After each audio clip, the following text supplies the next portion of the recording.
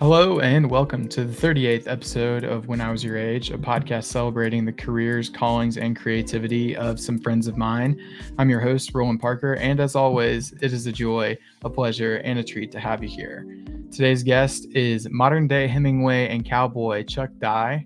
Really excited to talk with him about the work that he does with exotic animals and ranches and all things out on the range there.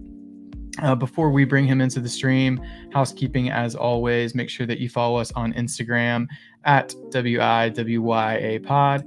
And thank you guys so much for the support. We are at 1,469 followers, which is always great to see the support each week. It's cool to see that number just creeping on up there. If you found your way here for the first time, you can give us a follow on Spotify, Apple Podcasts, and Amazon Podcasts. And if you've been with us before, welcome back, of course. Make yourself at home. And you can watch episodes on YouTube if that's a little more your speed also. You can find links to all those places in the link tree in the Instagram bio. Without further ado, let's bring Chuck into the stream. Hey, Chuck, how's it going with you, man? going well. How are you? Dude, it's so good to see you. It's kind of a long day. Nothing too bad, but much better now to see your shining face. Oh, please, you flatter me. So I understand it was your anniversary yesterday, yeah? It was, yeah, yeah. That's Big, awesome, big man. 1 year. That's congratulations, man. That's awesome. That's awesome. I appreciate Um, it. well, it's anything special that you guys did for the big 1-0?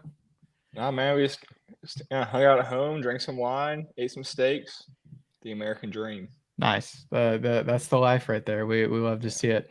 Well, if you guys aren't already, make sure that you follow Chuck on Instagram. We've got the at up there in the stream. We'll have it in the show notes as well, so you can keep up with his goings on and everything like that.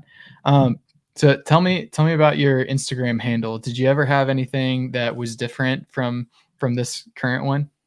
I don't think so. But in typical Chuck fashion, I had to put the one in there. I'm a one of a kind guy, so I had to just go ahead and claim it, let everyone know that I was the first. Nice. I love it. No Chuck Diet 2 in there. I feel that. Uh, That's good. So I've got some get to know you questions. I kind of like to ask everybody, get some good feedback on that. So we'll start off. Where are you from, and where do you currently live? So I'm originally from Burnham, Alabama, same place you are, and I now live in Bandera, Texas, which is about 45 minutes to an hour outside of San Antonio. Okay, very cool. Love that. And maybe we'll paint a bigger picture of how you got out to Bandera. But love that, man. How's the Texas life out there? Oh, man, it's going pretty great, going pretty well. It's a little hot. It's a little hot. We lost a little humidity compared to the southeast, but we're already in full Texas summer. So Yeah, yeah. yeah. I bet it's pretty brutal at the moment. Um, uh, Big theme of the podcast for us. What do you do? So currently, I am the senior ranch and wildlife consultant for Wildlife Ranch Solutions. Um, but I'm essentially acting as the COO of of sorts. Nice, very cool. It's a well, and we'll get much deeper into that as we go. But Yeah. I love that, man. I love seeing what's on your page and all that. Seeing all the critters that you work with. Um, and it's a title of the podcast is When I Was Your Age. So how old are you? I am 27. I have Nice. difficulty sometimes with that. My wife tells me that I'm always consistently 1 year older in my head than I actually am. Hmm. So I've been telling people I'm 28 for the past few months, I guess, and I'm not. Nice. My mom tried to give me one extra year to here recently. We were talking about like birthdays and stuff, and she's like, "Oh, you're gonna be blah blah blah," Whatever. and Yeah. and I was like, I think you gave me too much there. I got more life to live. Yeah. I got a little more to experience. It's a little more in the tank. Love that. What piece of media are you currently enjoying? So book, podcast, music, TV show. Well, what is that to you at the moment? Man, I don't watch a whole lot of TV, but I do get into some shows. So I'm pretty excited about this House of the Dragon season Mm, 2 coming up. yeah, I'm pretty pumped about that. I think it comes out this weekend.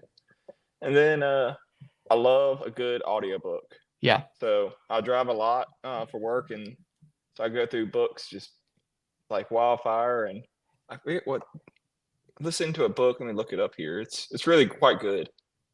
yeah. Um, Do you tend to go the fiction route or like it's self-improvement usually or like, nonfiction, okay, typically, just whatever kind of catches my eye. So right now I'm listening to Outlaw Platoon. It's about a battalion in Afghanistan and kind of from a first person perspective. nice. It's really pretty interesting. Nice. That's cool. Love it, man. Yeah, I'm big into the audiobooks as of late. Been working through the Red Rising series, so I just kind of got to the finish of that. Okay. But I'm also amped for House of the Dragon. Yeah. I've been going back through the podcast episodes where they do a breakdown of each of the Yes. episodes and like getting myself reacquainted with the characters because it's been a little bit. I'm so pumped for it. I'm about halfway through like the season one like recap episodes. Just Ooh, I I'm need to getting go do ready. those. Yeah. Yeah, That, I got my wife on the Game of Thrones and House of the Dragon about 6 months ago. Now she's even excited. So oh, there we go. yeah, Yeah, that's family good. affair. Yeah, for sure. That's gonna be tough when now that she's like caught up and everything. She's gonna wait weekend uh to every She week for an episode. But see, she didn't have to do that before, Yeah. so she didn't have to do the 2 year wait Hmm. for new seasons of it. So it's okay. Yeah. She'll learn Yeah. the That's passage. tough. I lucked out in that like I had waited until basically like the last season was coming out, maybe season 6 or 7 Yeah. before I like really like dove into it. So I had like so much runway to build up before I had to wait very little for episodes to come out, but that's good. Yeah. What is something you'd consider a luxurious necessity? Um, so if I kind of think of something that's integrated into your routine or just generally makes your life a little bit better, but you wouldn't skimp on the quality of. Oof. Man, it's gonna have to either be good coffee or good Mm, bourbon. yep. Those are Uh, those are my go tos, and I love them. Nice. I feel that is often what I go to when I'm trying to like give an example for people, kind of get the wheels turning. Is I'm like, for me, it's a nice cup of coffee. Uh, I don't want to drink Nescafe. No, It's much more important to me that it's at least a basic level of quality. Yeah, so I can appreciate that. Any particular way of enjoying the coffee? man, gotta have my hazelnut creamer. Mm, So nice. it's something that I grew up with my mom. That's what she drank. And so it was always in the fridge. I don't know. It's just got that nostalgic flavor, and I just love it. Love it, man. That's awesome. Do you have any bits that you're doing? So like inside jokes with yourself or with your spouse, maybe like running jokes even or phrases that you kind of turn to a lot. I don't think I necessarily do, but I feel like my wife and those around me use me as that because I Mm. say, and you probably remember this. I say some pretty off the wall kind of stuff, and I don't really always realize it. Sure. I feel like I'm more of the joke myself Yeah. than I have You, a joke. you're the bit that everyone else is returning to. Yeah. Love it. That's great. Um, all right. So this question here, I love getting to ask because we get to compile all the answers into a playlist, and kind of get a hodgepodge of answers here. So we've got a whole bunch of them all together.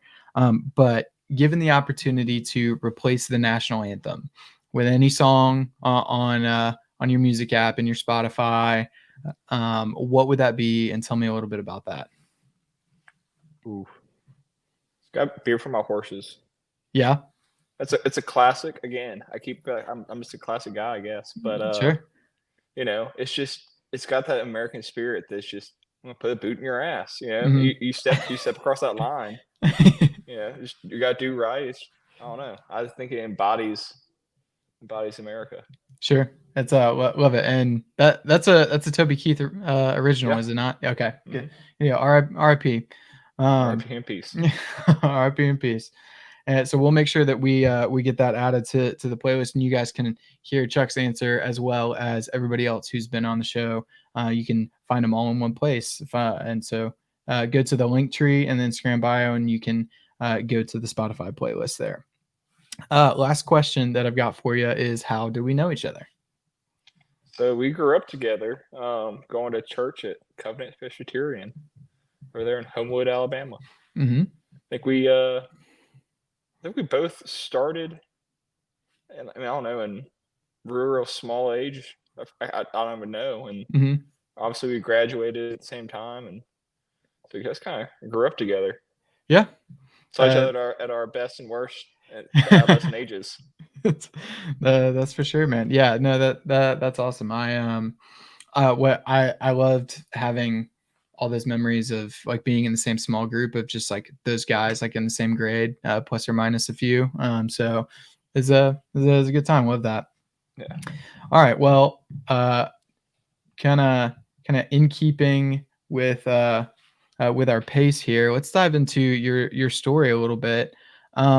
So how far back could you draw like the line from where you are currently to like when it first like started? Like what set you on the path? I don't know. I guess I feel like I've kind of always known the general direction that I want to go in, for my career. Originally, I think it started off as many young guys or young people do. So I want to be a zookeeper. Animals, super dinosaurs, super cool. So that I went down that line for a while until, I don't know, a little older, and my dad was like, "You're never gonna make any money." I was like, "Well, money is cool. Mhm. It pays for food." Yeah. So I kind of started refining that through, I guess, junior high and high school, and wasn't real sure until my senior year. I had some pretty big influences in my life, different managers, biologists, people I didn't interact with on the weekends, who kind of, guess, directed me. But wasn't real sure, but knew I wanted to go somewhere in the environmental field, wildlife field, and so proceeded to go to Mississippi State, who has one of the top forestry schools in the nation. Go Bulldogs! And just fell in love with it. It was truly a blessing to know from day one exactly where I wanted to go, at least the direction. And so, yeah, I'd probably say maybe kindergarten. Wow. Love that. That it's cool to have that. I won't say set in stone, because it probably developed and changed as Yeah. you grew.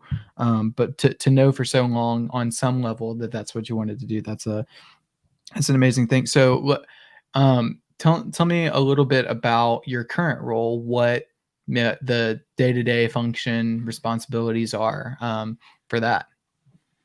Yeah. So, Wildlife Ranch Solutions, we are kind of the premier management service for breeders of exotic hoofstock. So species like different species of giraffes, greater kudu, Cape buffalo. Yeah, it's some pretty cool stuff. Yeah, very cool stuff. Yeah, like we see on Nat Geo is what I deal with, but I am involved in breeding. So I help private and public entities basically refine their practices and become more successful with overall care, breeding success, genetics, that kind of just a lot really there. Mhm. Kind of like drinking out of a fire hose to talk about it. But yeah, but I'm the senior consultant, but in reality, I'm the COO. Mhm. The company is just small enough that we don't have a established C-suite at Sure. this time. But I oversee all the field operations. So I got lower level consultants. I manage our marketing. I sometimes look over the bookkeeping. Just kind of man of many trades. Just Yeah. try to keep the machine well oiled and running. Yeah, absolutely. Well, it sounds like a good bit of your work is, the consulting piece, working Yeah. with different breeders or people who own ranches who are just starting out in this endeavor with exotic animals. So tell me what that's like working with people maybe of varying levels of exposure to some of these animals. Yeah, so all in all, I deal with a lot of really, really top-notch people. This is an industry where it's got a lot of stigmas around it. Most of the time when I people ask what I do, I give some just kind of very vague answer because I don't want to talk about it. Because it always goes to, well, you're in hunting. So I'm not involved in hunting whatsoever. No, none of the animals I work with or on my client ranches or those are ever consumed in a way. I mean, shot or killed, Mhm. except for by the occasional coyote. But so they're purely investments. So these animals are by and large just they're pets. They're not Mhm. pets because they're still very much wild animals, but we look after them, we care for them the same way you would care after your dog. You don't want anything. You only want the best for your dog. We only want the best for these animals as well. So that's kind of my job is constantly refining practices and yeah. Yeah, definitely. Well, it seems like there's a lot, like it's the intersection of a lot of different responsibilities and functions. Like I was looking on the page, and but it seems like there'd even be like a construction component of Yeah, like, bu- you know, husbandry buildings or shelters or just different absolutely. things like that. So what what's maybe the most like the biggest learning curve that you had to face? Like, what was the hardest thing for you to get a hold of when you were learning your responsibilities? For me, it was all interpersonal. Mm, So both dealing with like my employees, kind of like working, becoming a better leader. But you know, I don't really love the word boss. I use it, but like I try to be a little bit more than I try to be more helpful than that. But so that's been a big learning curve, and then also and you probably interact with or come in contact with this as well, but interacting with your elders and people who are very successful in whatever their career might be. That's at first that was very intimidating. mhm, Then I had to realize and teach myself that they're paying me for my expertise, for my knowledge. It's they see me as an equal, not as mm, someone just as a child, and I need to view them in that same way, that they're an equal and not my superior. mhm. Yeah, so that would be intimidating. I feel like is they've got maybe a lot of practical experience. Maybe they've had their land and their property for generations even, and then you're being like, well, like here's something that I that I do to Yeah, tweak it like that. I feel like that would be really hard for me. yeah, and a lot of my clients are actually like doctors, lawyers, stuff like that, and so people in those fields too are not used to being the least intelligent in the room, or the least informed is a better way of putting that. Least Mm, informed in the room, and so sometimes there comes an ego with that. But by and large, it's really good natured people, and they're when they realize that you do know what you're talking about and that you are on their team, you're not trying to surprise them or show them up. It's really a pretty cool thing watching that relationship develop. yeah, absolutely. Well, so you mentioned that it's primarily hoof animals, and Yeah. um, you mentioned giraffes, which is really cool. But is there any particular animal or kind of animal that you're kind of drawn to working with? That's a in the work setting. Yeah, so I work a lot with Kenyan mountain bongo. They're Okay. critically endangered I, rainforest antelope. They're absolutely drop dead gorgeous, and they live on one mountain range in Kenya, about above 14,000 feet. And they believe there's 100 left of them in the wild. And in my management alone, we have over 100. So wow. we're rewilding those as well. Slowly. It's slowly being done. It takes many, many years. to get to that point, but we're working on that. We've had success in the past. And then my other favorite is a Sitatunga. So that's a really wild species. It's basically a swamp antelope. Wow. Yeah, they like to when they get scared, they run deep into the swamp, and all you'll see is just their little nose sticking out, and they'll sit there for hours waiting for you to leave. They're really very cool species, but both of those two species also become very gentle and are almost like big fuzzy deer that you can kind of look at and feed Wow. apples, and it's on occasion. Yeah. It's really pretty cool. Nice.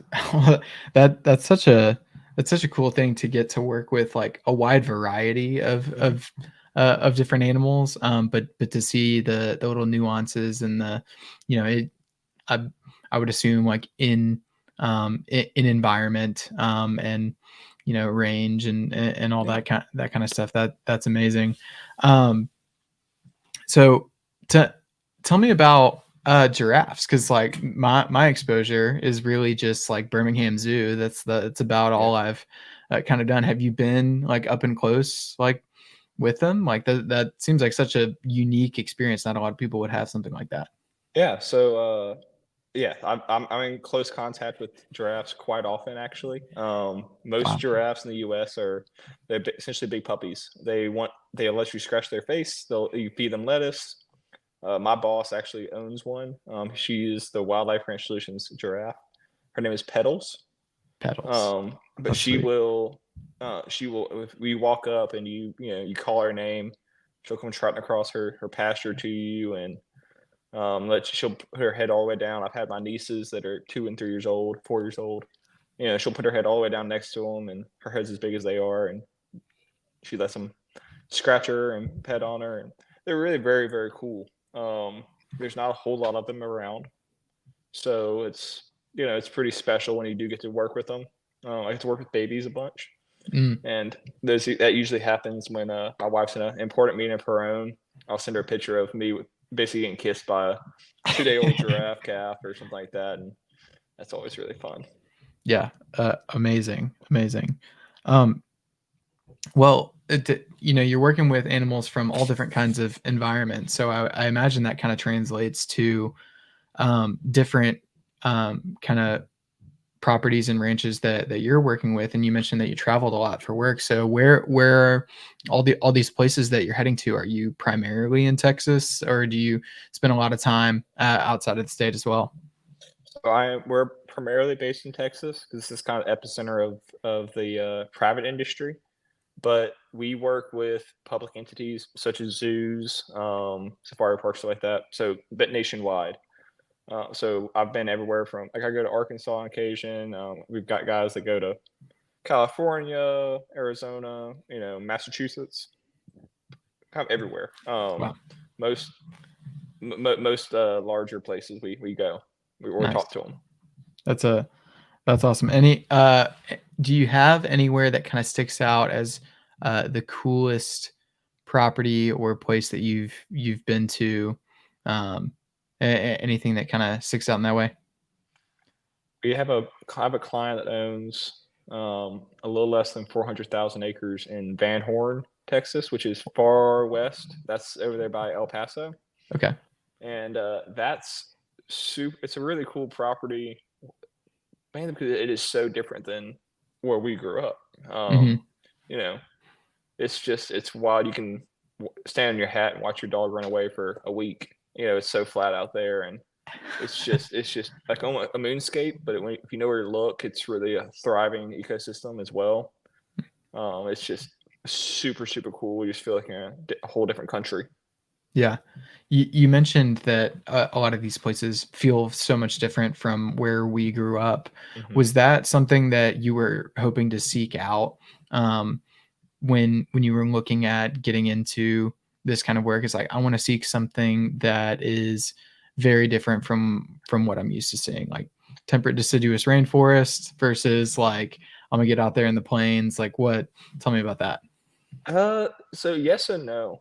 I knew I wanted to go.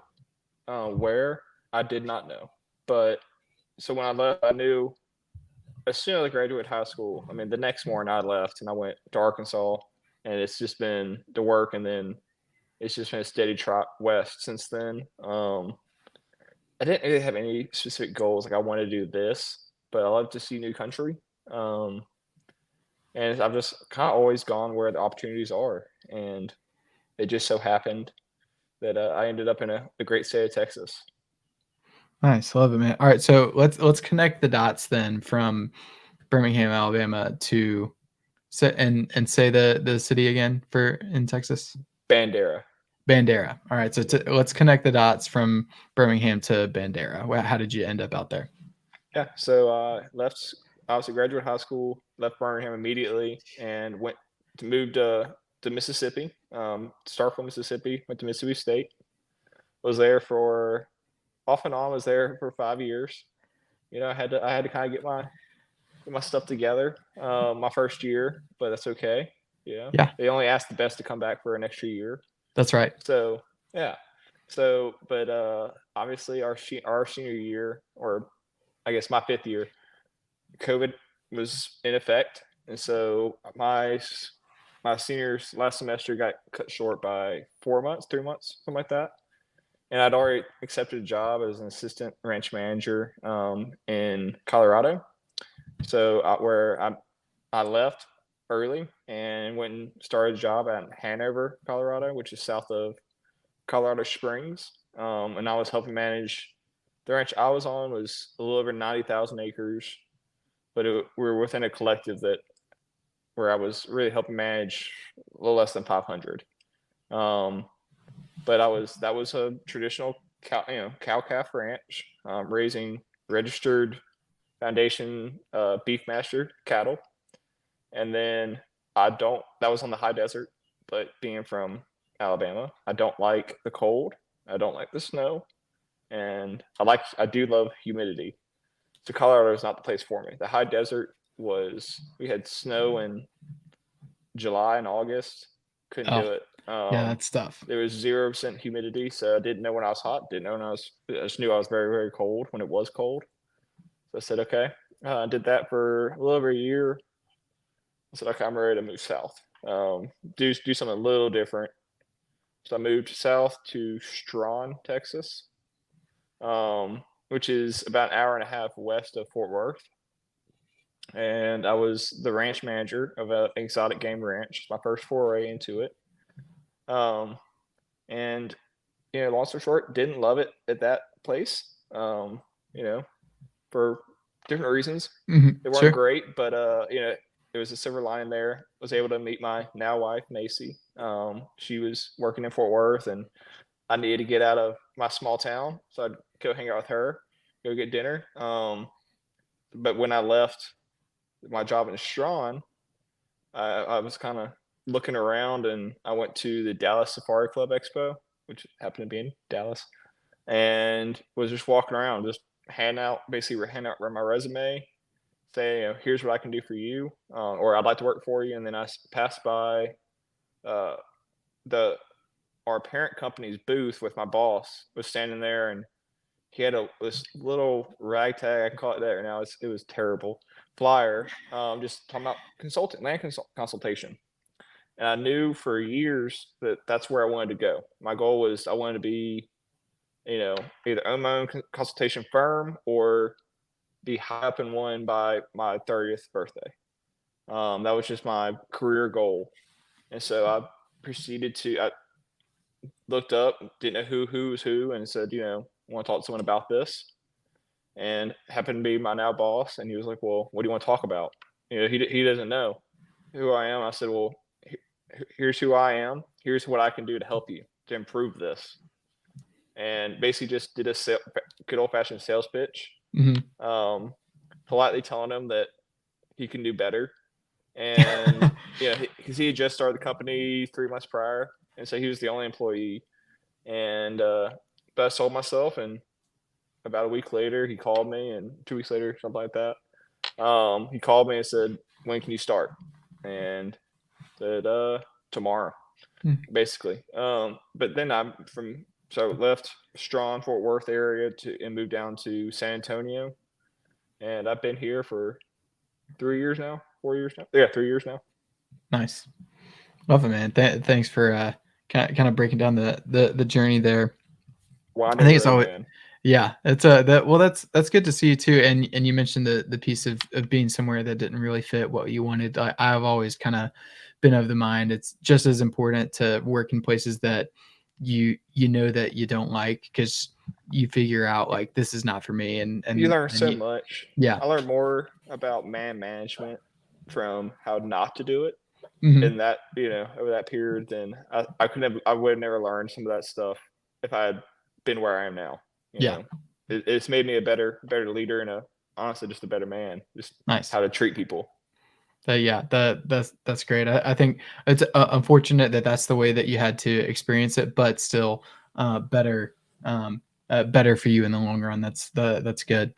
Um, well, let's say that I have a ranch and I'm looking to procure your services. What are the things that I'm gonna need to know if I'm just sort of um, the getting into these exotic animals, or your other services? What does that look like? Yeah. So we'll start saying you're interested. Say you own 100 acres. We can work with any size acreage, but so you're like, well, look, I'm interested in this. I've heard about it. You reach out to me and you say, what is this? I'll go through and kind of gauge your interest. What are you interested in? Are you interested in the breeding? Are you interested because it's just cool and you want to flex on your homeboys? Are you just a tire kicker or what? Yeah. For me, Once it's the I flexing. Yeah, I'm really yeah, trying well, to look, I'm trying to I, show out. I tell people they're like, well, some people they're like, well, why do I do this? I don't need a giraffe, but I want one. It's like, what do you do with them? It's like, do you have a giraffe? No. Yeah, that's why. You know, that's why people own these. Some of this stuff. That's what it boils down to. Is I have it, you don't. Mhm. Which thankfully has led to the conservation of a lot of species. Just people wanted to have something that you don't. Um, but we would, once we establish that you are interested in actually pursuing this, and then and you like the way I talk, I say, okay, let's set up a meeting. I come out to your property, we drive around it. I'll talk to you about your goals, both short, medium, and long term. What do you want to see out of your property? What's your budget? What do you want to spend? Is there a financial component here that we want to, address? Because at the end of the day, these animals they're classified as livestock by the IRS. So, it's called exotic wildlife, but they're exotic livestock.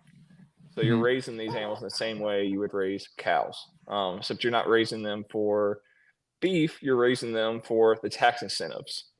So, because you can deduct these from your taxes in the year of the purchase and a whole bunch of good stuff there that is not fun to listen to. But we would go through all that. I say, okay, we would kind of establish a plan. Well, here's what I can do for you. Whether that's just off the cuff consultations, on a basically on an hourly basis, or if that's writing a business plan for you. That's establishing your ranch is not a hobby, but as an actual profit or just functioning business, which is very important in the eyes of the IRS, or just kind of whatever, or a monthly service. So that's where we kind of go from top to bottom on your ranch, looking at everything from your animal health to all the above ground infrastructure. This kind of fencing, shelters, feed, water, parasite health, all that kind of stuff. And kind of just and that culminates in a report that you get.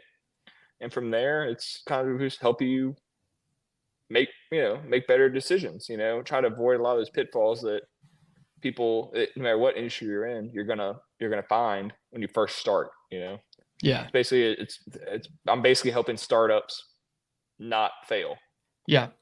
You're building the rubric for them, like, hey, like Absolutely. here are some things that I anticipate that you guys would be struggling with, just like you're gonna run it.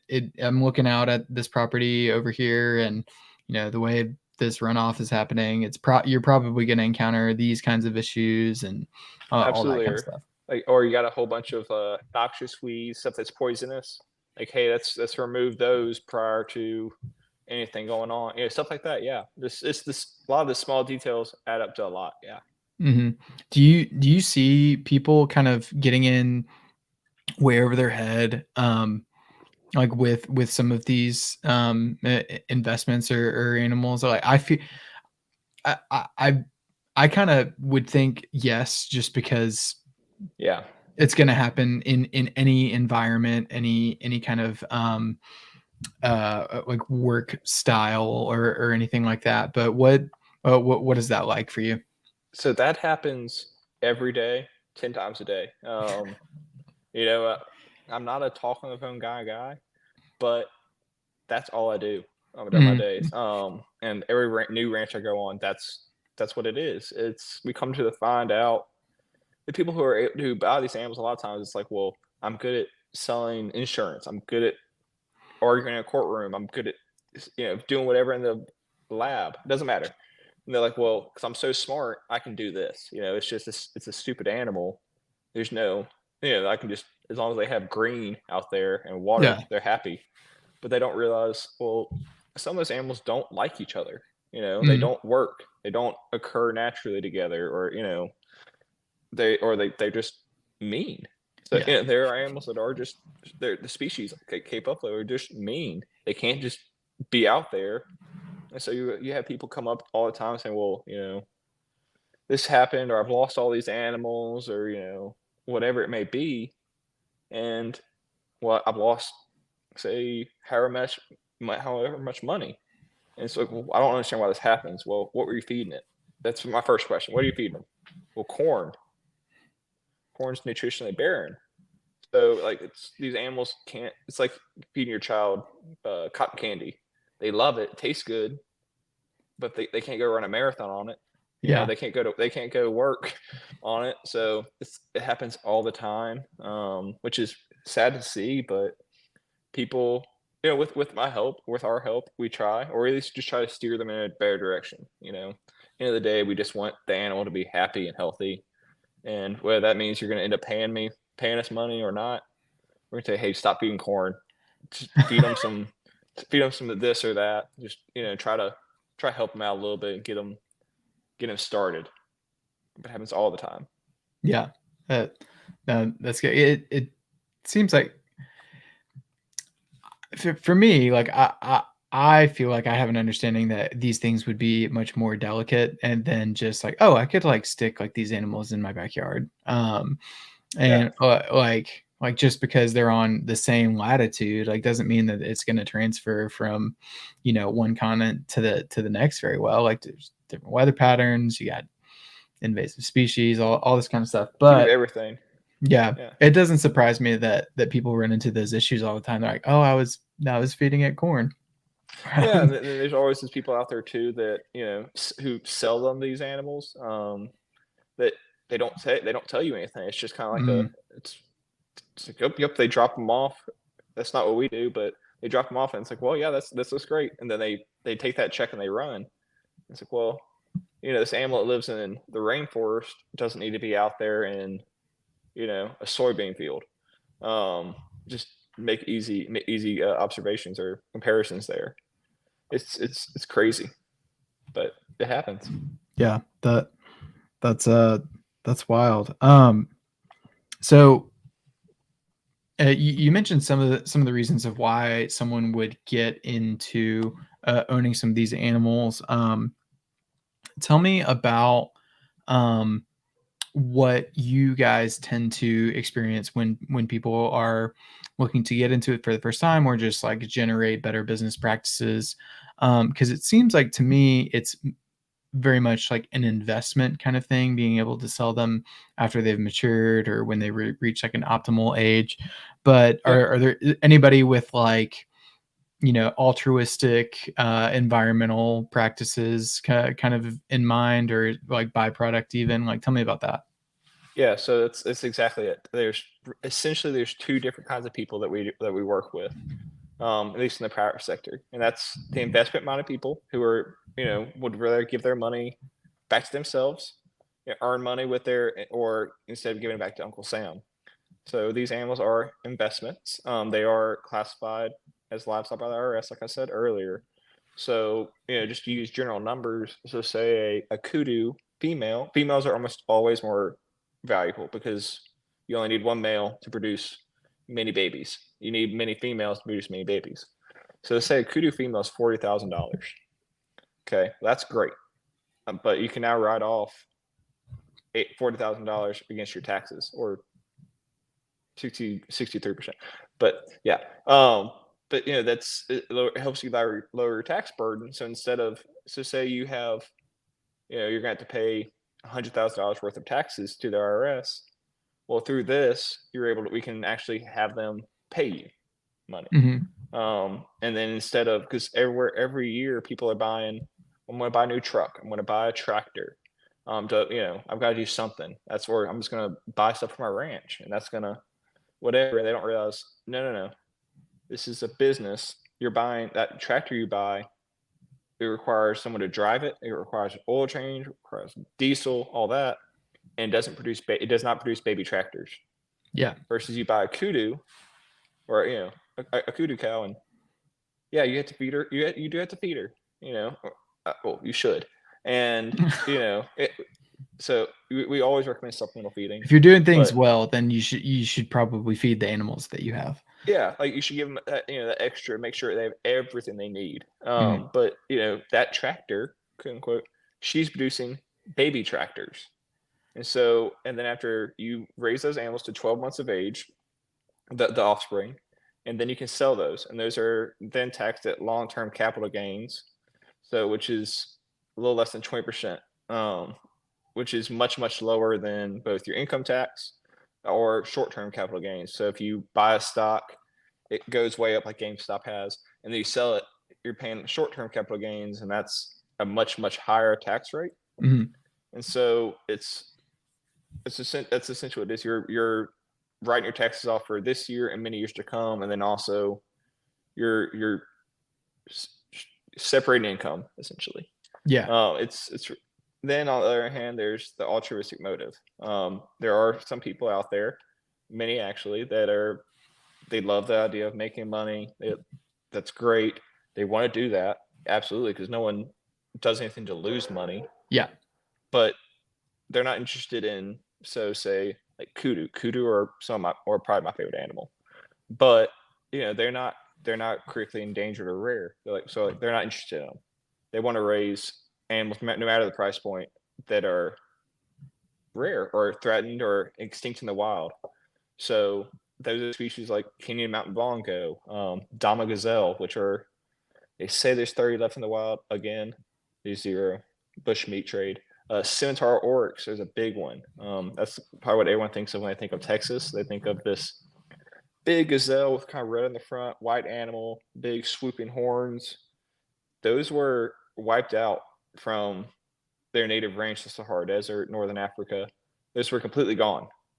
But due to Texas ranchers raising them, there are now scimitar oryx again in Northern Africa. Wow. So a lot of people will do that for that reason, and that reason only. Is just to say, look, they may be extinct in the wild, or they may be becoming extinct, but through I have the ability to ensure they're not extinct totally. Which is the same. It's the same thing the zoos are trying to do. Just we're much more effective than they are. Yeah. Just to be quite blunt.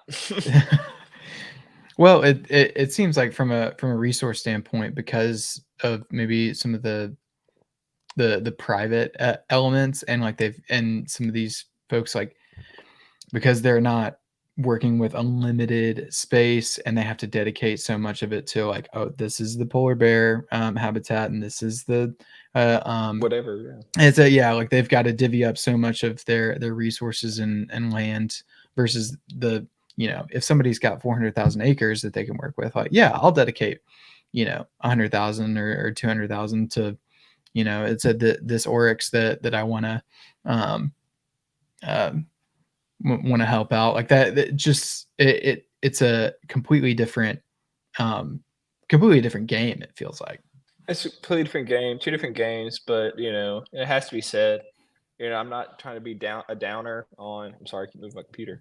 I'm not trying to be a downer on the people that live in these areas. These animals are endangered. Species like scimitar orcs, scimitar horned orcs.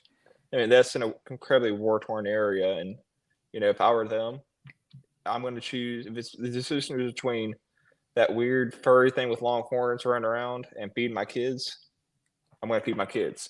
And so that's the massive issue too. Is we need to do a better job as a world, as a and then as a nation, supporting those people and trying to help them find ways to where they can support these animals naturally, Mm, in a way that they don't have to to shoot them or to utilize them consumptively, but to be able to get revenue from them being alive or just whatever it may be. yeah. Gotcha. So, kind of going back to what you're saying about the tax incentive stuff, it seems like the mechanism for a lot of these folks is that there are tax incentives um, instituted to encourage people to uh, help prevent the extinction, help promote the conservation of some of these animals, and that is the mechanism by which they are saving money or reducing their tax burden. Is Yeah, like, oh yeah, like I'm gonna do this on my property, and because the government is saying this, that's a good thing. That's how I'll pay hopefully less taxes. yeah. I mean, they're the same as cows or horses, excuse me, sheep, goats, the whole thing. They're the same as traditional livestock. At least in the eyes of the IRS. I wish I could say that it was favored this way because some of these species are so rare and threatened. It's not. It's because Mhm. it's such a lucrative business. In Texas alone, it's about a little over a $5 billion business, Wow. year over year. So it's nationwide, and so there's a lot of people out there who are powerful and say, we're going to do this, but you can't tax us at this rate. Mhm. What's the difference between one animal and the next? Well, in the eyes of the government, they're not different. But so it's kind of a multifaceted issue there that has really been to the benefit of these animals. Mhm. Yeah. Amazing. Um, well, I'm kind of running out of questions here, just with your eloquence, the way that you're laying out all of the things Oh, that you're facing. Um, so tell me about then kind of transitioning with, are you working with the animals directly a little less now because of the consulting component, and like working with the people who own the properties a little more? yeah. So I work more hands-on. I'm working less hands-on than I was when I was the sole consultant at first. I am a little more administrative now. I get to put out fires, but I'm still very much hands-on. So like today, I was actually doctoring some Arabian orcs. They had some parasite issues, and then one had a small limp. And so I had been speaking with that client because I am somewhat proficient with a dart gun. It's not very non-invasive at the end of the day, but I was able to. Yeah, I don't get hands-on with those animals because they are very much still wild. They just don't want to. Mhm. They'll allow me to get within 100 yards of them, not a mile of them, Yeah. like they would in Saudi. But I am still very much hands-on, and it's still very much a lot of fun just being able to doctor these animals when they need it, or every now and then when there's a calf on the ground that's not doing too great at birth, I get to love on it a little bit and help it feel better. Or like I said earlier, there's baby giraffes. Which fun fact, all giraffes, if you want your giraffe to be successful, almost all of them are bottle raised, and Okay. that's because they do require hoof trims like horses do, or most do. But then also that's a very, very large animal, and so you don't want them. And they're specialized. They can't be in weather less than if it's in the 50s. They're at risk of getting hypothermia. Real? So you Oh, need to be able wow. to call them into. You have to have a specialized giraffe barn for them. It's heated and all that. It's USDA type stuff. But so you want them to be very friendly. There's nothing cooler than saying, "Hey, come feed my pet giraffe." So you want them to be very, very people friendly. And so every Mhm. now and then I'll get to go out there, and when there's a new baby that comes in or is born, I get to go out there and love on it and scratch its head. And it's already as tall as I am at 6'4". It's it's really, really cool. Wow. Yeah, no, that's amazing. Well, you something that you touched on was the doctoring and kind of working with these animals in all these different kinds of fields. Something that's occurring to me is all of the different ways and all of the different facets of this job. It seems like there's you're scraping the surface of veterinary function. There's land management. There, I'm sure that there's a biology component. There's just like all of these things that are converging. So like, tell me about that. Like I'm. Is there something? Is there a piece of this job that like, if I were to apply for it, I'd be surprised. Like, oh, I'd never thought that X was a piece of being a consultant in this field. Yeah, so we do work. When I say I'm doctoring, I have veterinarians that specialize in these animals, and so I'm following their direction. Um, not practicing any kind of veterinary medicine. That's a caveat, but so but yeah, that's really cool. And I'd say most people that I've hired or I've worked with or brought out just to kind of for a day in the life, or they're very surprised with like, hey, let's go on a catch job. Where we're gonna move animals from one location to the next. They get to put hands on this stuff, and it's like they've never put hands on. Sometimes some people haven't even put hands like on a whitetail before. Mhm. It's like their dog is the most exotic animal, and all of a sudden you've got this animal that's just it's you see on Nat Geo. So that's a big, really cool part that you wouldn't necessarily expect. Um, but also, I would say the interaction with people is a big one. You get to meet people from every walk of life. That's really cool. And I think people get very surprised by the scope of this industry.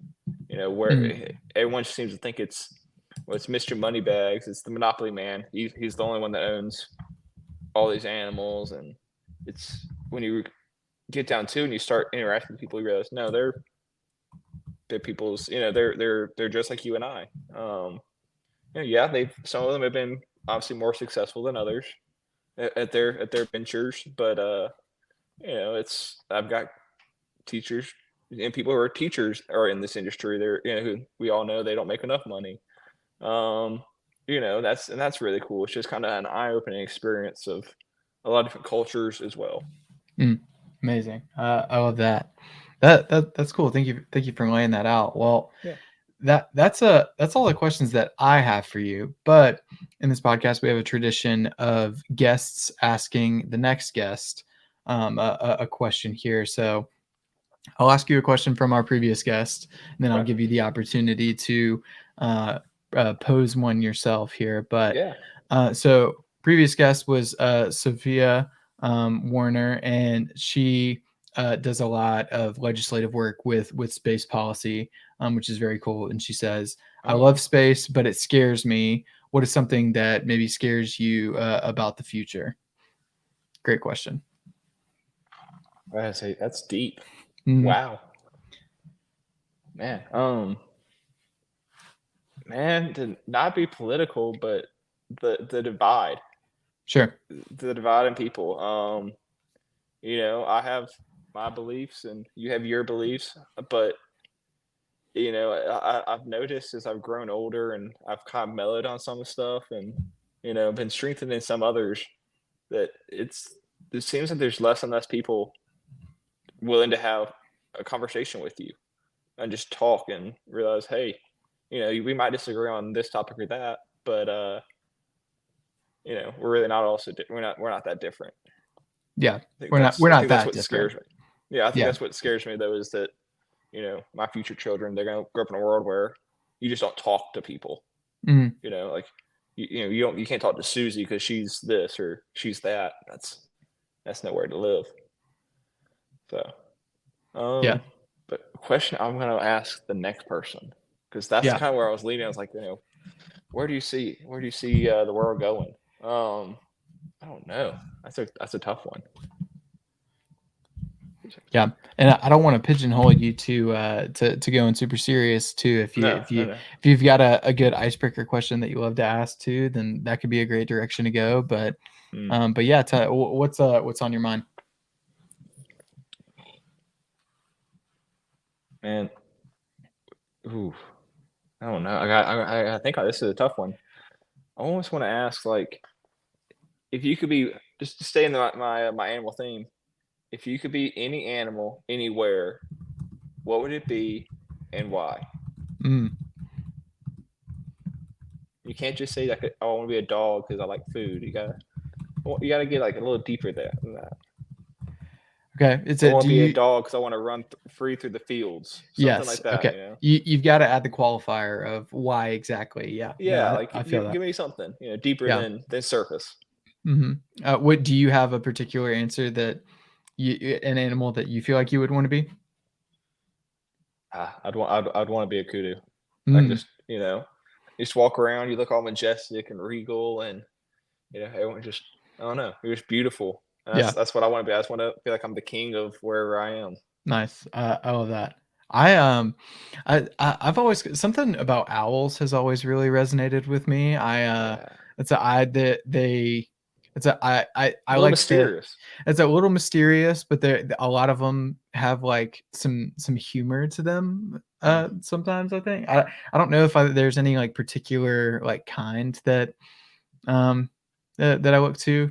I would say I don't know if I would want to be like a super small owl. I would want to be like kind of bird of prey owl. Yeah, I would yeah. think.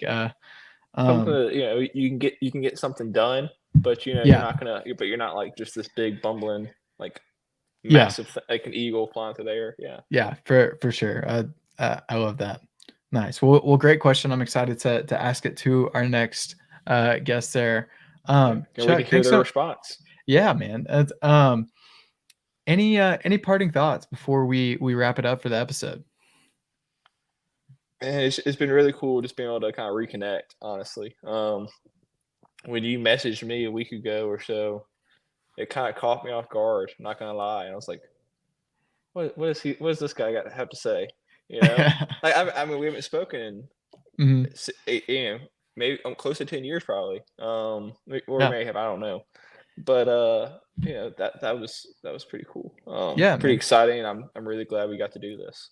Yeah, absolutely. Well, that's one of the biggest pieces of why I wanted to do this is the reconnection piece, but also honoring like what folks are doing out in their respective fields. And I think I got a really good picture of what it is that you're doing. So it's been great for me as well. Yeah. All right. Well, that's going to conclude episode 38 of When I Was Your Age. Thank you guys for making it this far. If you have, if you have made it to this point, make sure that you drop find an antelope or oryx emoji, and you can drop it on the latest Instagram post. That would be a great way to let us know that you got this far. But it's been an honor and a pleasure to have you guys with us, and we'll catch you in the next one.